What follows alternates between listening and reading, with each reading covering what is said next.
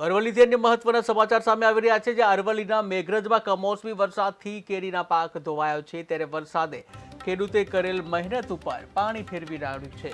ત્યારે પવનના કારણે તૈયાર થયેલી કેરી નીચે ખરી પડી હતી, જ્યાં કેરીના પાકને નુકસાન થતા ખેડૂતોને ભારે નુકસાન થયું છે। સરકાર સર્વે કરી સહાય કરે તેવી માંગ કરાઈ છે।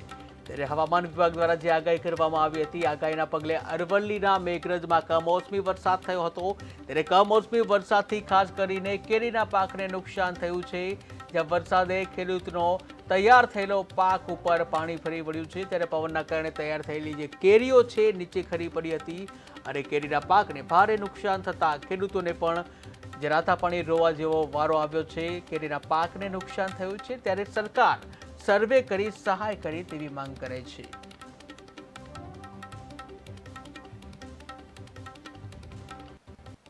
ઓડિશા જે વાવાઝોડા સાથે અરવલ્લી જિલ્લાના મેઘરજ તાલુકામાં ખૂબ ભારે પવન સાથે વરસાદ પડેલ, જેનાથી આંબા ઉપર જે કેરીઓ આવેલી એ કેરીઓમાં ખૂબ પડી જવાથી ભારે નુકસાન થયેલ છે અને ઉનાળુ જે ઘાસચારો વાવેલો તે પણ મોટા પાયે નુકસાન થયેલ છે। ઓડિશા જે વાવાઝોડા સાથે જિલ્લાના મેઘરજ તાલુકામાં